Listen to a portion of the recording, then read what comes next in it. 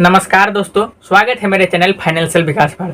मैं बहुत दिनों से दूसरे काम में बिजी था, इसलिए आप लोगों के लिए वीडियो शूट नहीं कर रहा था। तो आज मैं फिर से नए टॉपिक के साथ आया हूं इस वीडियो में। अगर आप लोग मेरे चैनल पर हैं तो इस चैनल को सब्सक्राइब जरूर कर लीजिएगा। आज हम लोग बात करने वाले हैं मैनेजमेंट के बारे में। देखिए, कोई भी कंपनी का अगर मैनेजमेंट बहुत अच्छा होता है तो वो कंपनी हमेशा टॉप लेवल पर आती है। आप जिस भी सारे कंपनी का नाम जानते हैं या सुनते हैं, उस कंपनी को उस लेवल तक लाने में कहीं ना कहीं मैनेजमेंट का बहुत बड़ा हाथ है।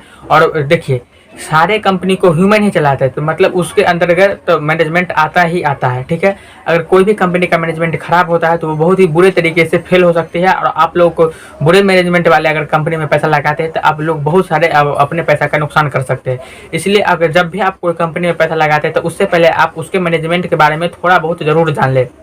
जैसे एग्जांपल मैं देता हूँ, HDFC बैंक। इस बैंक का नाम आप लोग हमेशा सुनते होइएगा या आप दैनिक जीवन में भी कभी यूज करते होइएगा।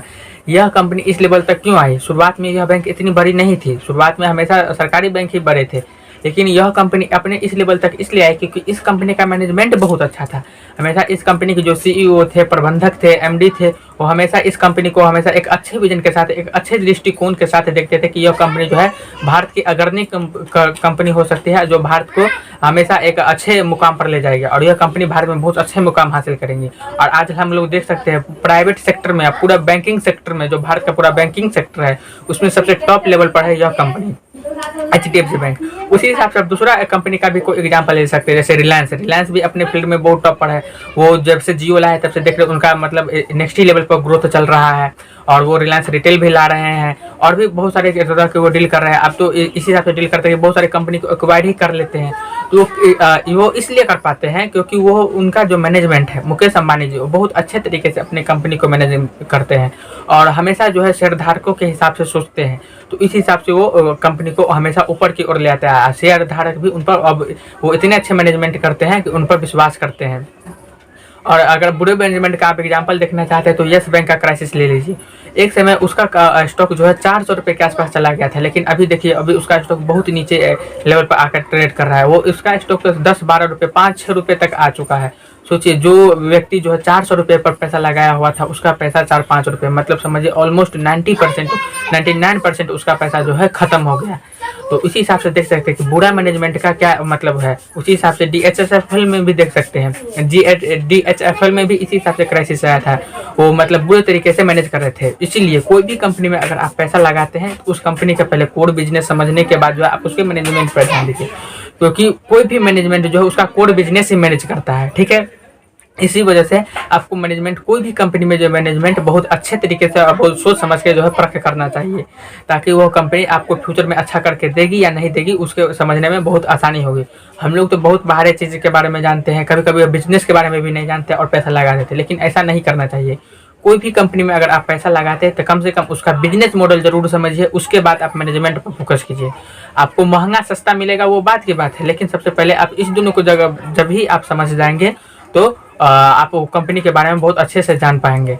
अगर आप लोग को बिजनेस मॉडल समझ में नहीं आता तो मैं नेक्स्ट वीडियो में आप लोगों को बताने की कोशिश करूंगा। अगर आपको ये जानकारी अच्छी लगी है तो इस चैनल को सब्सक्राइब करें ऐसे ही और वीडियो के लिए, और अपने दोस्तों के पास जरूर शेयर करें ताकि वो भी जान पाए कि मतलब मैनेजमेंट का क्या रोल होता है और वो किस हिसाब से कंपनी को किस लेवल तक ले जा सकते हैं। जैसे मैं बैंक का ही थोड़ा देर के लिए एग्जांपल ले जाता हूँ, वो मैनेजमेंट किस हिसाब से कर सकते हैं।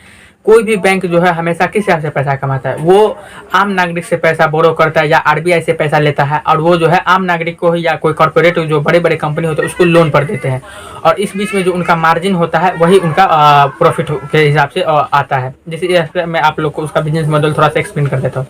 सपोज डेट समझिए हम लोग उनके पास जो है सेविंग अकाउंट ओपन करते हैं और 4% हमको ब्याज मिलता है। ठीक है, तो उसी हिसाब से बैंक के पास पैसा गया, FD करवाते हैं, उसी हिसाब से उनके पास पैसा गया, RBI से वो लेते हैं, तो उसी हिसाब से उनके पास पैसा आया, और वो सारे पैसा को क्या करेगी, अपने पास रखेगी, तो वो पैसा बढ़ने वाला नहीं है, हम लोग को फिर ब्याज कहाँ से आएगा।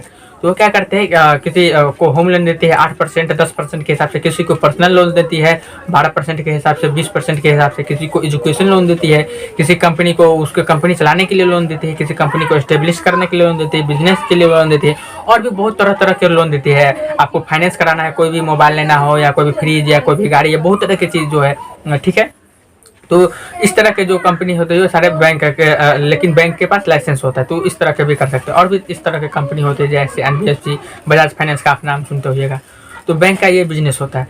इसी के बीच में अगर मान के चलिए वो हम लोग से 4% पे पैसा ले, सॉरी हम लोगों से 4% पे पैसा लिए और हम ही लोगों को जो मतलब हम लोग में से जो दूसरे लोग होते हैं वो उनसे लोन लेते हैं, जैसे होम लोन ले लिए वो 8% पे दिए, तो बीच में जो 4% का वो हुआ गैप, वो बैंक के पास प्रॉफिट आता है। फिर वो उनका उसमें से कुछ खर्चा बचा, जैसे वो उनका एम्प्लॉय कॉस्ट चला जाता है, फिर रेंटिंग कॉस्ट चला जाता है, और वो मतलब किस हिसाब से मैनेज करते हैं उसका भी कॉस्ट जाता है, फिर MD CEO उन सब का भी सैलरी जाता है, तो वो सब में भी आ जाता है, फिर इक्विपमेंट में भी खर्चा चला जाता है। तो इस सब के काटने के बाद जो पैसा बचता है वही उनके पास प्रॉफिट होता है। ठीक है, यहाँ पर मार्जिन 4% हो जाता है, लेकिन प्रॉफिट देख रहे हैं 2% 3% जितना भी सारा करोड़ में आता है उतना सारा करोड़ में हो जाता है प्रॉफिट। और इसी को अगर वो बुरे तरीके से मैनेज करते हैं, जैसे किसी बैंक आप देख सकते हैं कि बैंक जो है हमेशा लॉस में जा रही है, लेकिन उसके जो CEO है वो अपनी सैलरी बढ़ा रहे हैं, तो ये बैड मैनेजमेंट का साइन हुआ। अगर कंपनी के पास NPA बढ़ रहा है लेकिन उसका मैनेजमेंट फोकस नहीं कर रहा है, NPA बढ़ना का मतलब हम जिसको लोन दे रहे हैं वो चुका नहीं रहा है लेकिन हम ध्यान नहीं दे रहे हैं, या किसी ऐसे व्यक्ति को लोन दे रहे हैं जो वो चुकाने के लिए सक्षम नहीं है फिर भी उसको लोन दे रहे हैं। अभी हाल ही में आप इंडसइंड बैंक का नाम सुने होगा, जिसमें जो है ग्राहक की बिना परमिशन से ही बहुत सारे ग्राहक को लोन दिया जाएगा, और उसमें ऐसे ग्राहक को लोन दिया जाएगा जो मतलब डिफॉल्ट करने ही वाले हैं, फिर से उनको लोन दे दिया गया। तो इस हिसाब से उनका शेयर देख सकते हैं कि एक दिन में कितना सारा टूटा था। ठीक है, तो ये बहुत ही बड़ा एग्जाम्पल है, अभी हाल के दिनों में आप उसके बारे में न्यूज़ जाके सर्च कर सकते हैं। तो इस तरह से आप किसी कंपनी का बिजनेस मॉडल समझने के साथ उसको जो है आप समझ सकते हैं। अगर आपको ये जानकारी अच्छी लगी है तो प्लीज़ मैं दोबारा से आप लोगों को बोलना चाहूँगा, इस चैनल को सब्सक्राइब करें, बेल आइकन जरूर दबाएं, नीचे कमेंट करें आप किस कंपनी का बिजनेस मॉडल समझना चाहते हैं, या और दूसरा चीज़ आप क्या जानना चाहते हैं। जो आप लोग जानना चाहेंगे मैं उसी के बारे में एक्सप्लेन करने की कोशिश करूँगा दोस्तों। जय हिंद दोस्तों, जय भारत।